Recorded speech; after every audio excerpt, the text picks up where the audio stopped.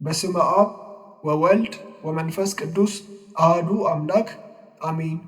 የዕለቱ ስንክሳር ሐምሌ 8። አንድ አምላክ በሆነ በአብ በወልድ በመንፈስ ቅዱስ ስም ሐምሌ 8 በዚህች ቀን በጎ ስም አጠራር ያለው የአባ መቃርስ ገዳምና የዓለም ሁሉ ኮከብ የሆነው ቅዱስ አባት አባ ብሶይ አረፈ።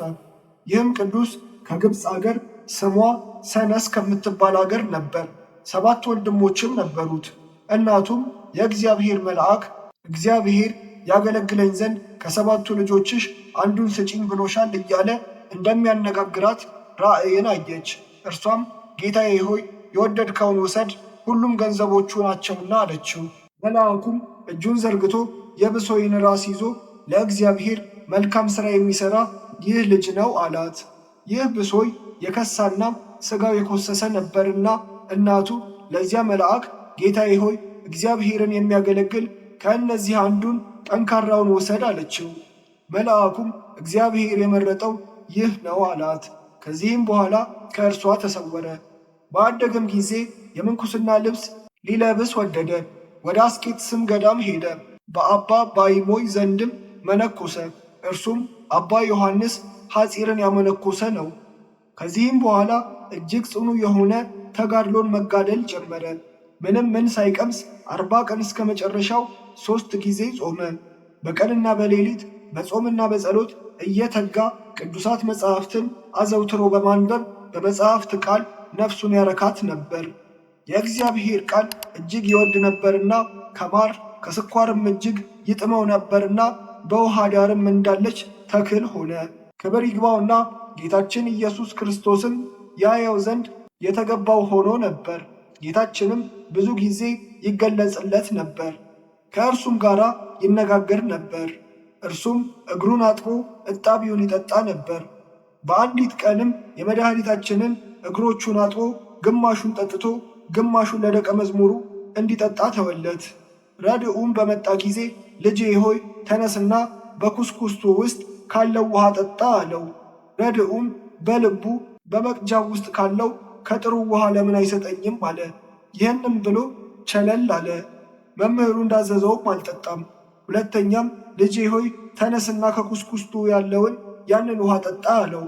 ግድ ጠጣ ባለውም ጊዜ ተነስቶ ወደ ኩስኩስቱ ሄደ። ነገር ግን ውሃ አላገኘም። አባ ብሶይም የጌታችንን እግር እንዳጠበና ግማሹን ጠጥቶ ግማሹን እንዲጠጣ ለእርሱ እንደተወለት አስረዳው። በነገረውም ጊዜ እጅግ አዘነ፣ ፍጹም ድንጋጼም ደነገጠ። አባ ብሶይም ረድኡን ራሱን እብድ አስመስሎ ወደሚኖር ወደ አንድ ጻድቅ ሰው ዘንድ ላከው። እርሱም አረጋግቶ ወደ አባቱ ወደ አባ ብሶይ መለሰው። ድንጋጤውም ባልተወው ጊዜ ወደዚያ ጻድቅ ሰው ዳግመኛ ላከው። በሄደም ጊዜ ሙቶ አገኘው። አባ ብሶይም ለረድኡ ይህን በትሬን በላዩ አኑርና ተነስተ እንድታነጋግረኝ አባት ያዙሃን በለው አለው። ሄዶም የአባ ብሶይን በትር በዚያ ጻድቅ በድን ላይ አኖረ። ወዲያውኑም ተነስቶ ስማ፣ ለአባትህም ታዘዝ፣ ታዛዥ ብትሆን ይህ ድንጋጤ ባላገኘህም ነበር አለው። ይህንንም ብሎ ተመልሶ ተኛ። በአንዲት ቀንም ከቅዱስ አባ ብሶይ ደቀ መዛሙርት አንዱ መጣ። ወደ እርሱም ከመግባቱ በፊት ከሰው ጋር ሲነጋገር ሰማው። በገባ ጊዜም ከሰው ማንንም አላገኘም። አባቴ ሆይ ከአንተ ጋር ሲነጋገር የነበረ ማን ነው ብሎ ጠየቀው። አባ ብሶይም እንዲህ ብሎ መለሰለት። ንጉሥ ቆስጠንጢኖስ ወደ እኔ መጥቶ ይህ ታላቅ ክብር ለመነኮሳት እንዳላቸው አውቄ ቢሆን ኖሮ መንግሥቴን ትቼ መነኮስ በሆንኩ ነበር አለኝ። እኔም ምን ጎደለብህ? የጣዖትን አምልኮ አስወገድህ፣ የቀናች ሃይማኖትን ሥልጣን አጽንተሃልና አልሁት። እርሱም መልሶ እንዲህ አለኝ፣ እግዚአብሔር ይመስገን፣ ክብርንስ እጅግ አብዝቶ ሰጥቶኛል። ነገር ግን የመነኮሳትን ክብር ያህል አይሆንም። እነርሱ በእሳት ክንፎች እየበረሩ ወደ ኢየሩሳሌም ሰማያዊት ሲገቡ አይቻቸዋለሁና አለኝ። እኔም እንዲህ አልሁት፣ የእግዚአብሔር ፍርድ በእውነት ትክክል ነው። ለእናንተ ቤቶች፣ ሚስቶችና ልጆች፣ ሀብትና ለዓለም የተዘጋጀው ሁሉ አሏችሁ፣ በእነርሱም ትጽናናላችሁ። መነኮሳት ግን ከዚህ ከተድላ ዓለም የተለዩና በሕይወታቸው ዘመን ሁሉ ችግረኞች ናቸው። ስለዚህም ይህን ታላቅ ክብር እግዚአብሔር ሰጣቸው አልሁት።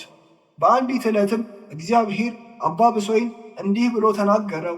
ይህን ገዳም እንደ እርግቦች ማደሪያ አደርገዋለሁ፣ በውስጡም መነኮሳትን እመላለሁ።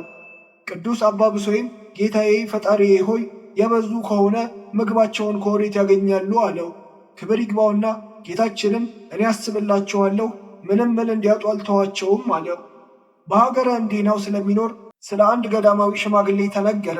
በትምህርቱ አምነው ወደ እርሱ ብዙ ሕዝቦች ተሰበሰቡ። እርሱ መንፈስ ቅዱስ የለም ብሎ ተሳስቶ ነበርና ብዙዎችም ተከትለውት ነበርና ቅዱስ አባ ብሶይም ይህን ነገር ሰምቶ ስለዚያ ገዳማዊ እጅግ አዘነ።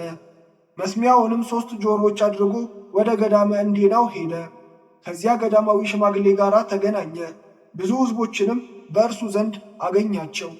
ሁሉም ለቅዱስ አባ ብሶይ ሰላምታ ሰጡት። መስሚያ ስላደረጋቸው ስለ 3ቱ ጆሮዎችም ጠየቁት። እንዲህም አላቸው፣ ለእኔ ልዩ 3 አካላት አሉ። ሥራዬ ሁሉ በእነርሱ አምሳል ነው። በውኑ መንፈስ ቅዱስ አለን አሉት። ከብሉይና ከአዲስ መጻሕፍትም ይተረጉምላቸው ጀመረ። ከ3ቱ አካላት አንዱ መንፈስ ቅዱስ እንደሆነ በመለኮትም አንድ እንደሆነ አብራራላቸው። ሁሉም ከስህተት ተመልሰው ንስሐ ገቡ፣ ወደ ቀናች ሃይማኖትም ተመለሱ። ለአባ ብሶይም የዋህ ረድእ ነበረው። የእጅ ሥራውንም ሊሸጥ በሄደ ጊዜ ከአሕዛብ ወገን አንድ ሰው አገኘ። ክብር ይግባውና በጌታችን ኢየሱስ ክርስቶስ ላይ የጽርፈት ቃልን እስከሚናገር ድረስ ከእውነት መንገድ አሳሳተው።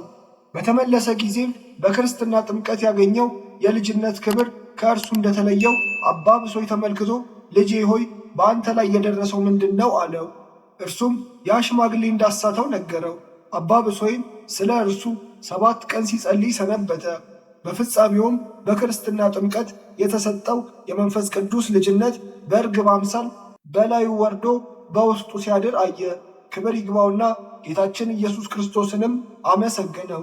ረድኡንም እንዲጠነቀቅና የቀናች ሃይማኖቱን እንዲያጸና ልዩ ከሆነ ሰውም ጋር ስለ ሃይማኖት እንዳይነጋገር አዘዘው። የበርበር ሰዎችን ወደ አስቄጥስ ገዳም በመጡ ጊዜ ወደ እንዴናው ገዳም ሄዶ በዚያ ተቀመጠ። ከዚህም በኋላ አረፈ። የመከራውም ወራት ጸጥ ባለ ጊዜ የቅዱስ አባ ብሶይን ሥጋ ከቅዱስ አባ ቡላ ሥጋ ጋር በአንድነት ወደ አስቄጥስ ገዳም አመጡ።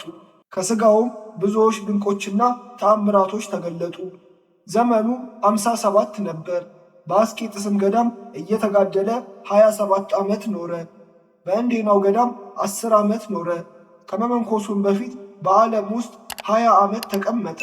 ለእግዚአብሔር ምስጋና ይሁን።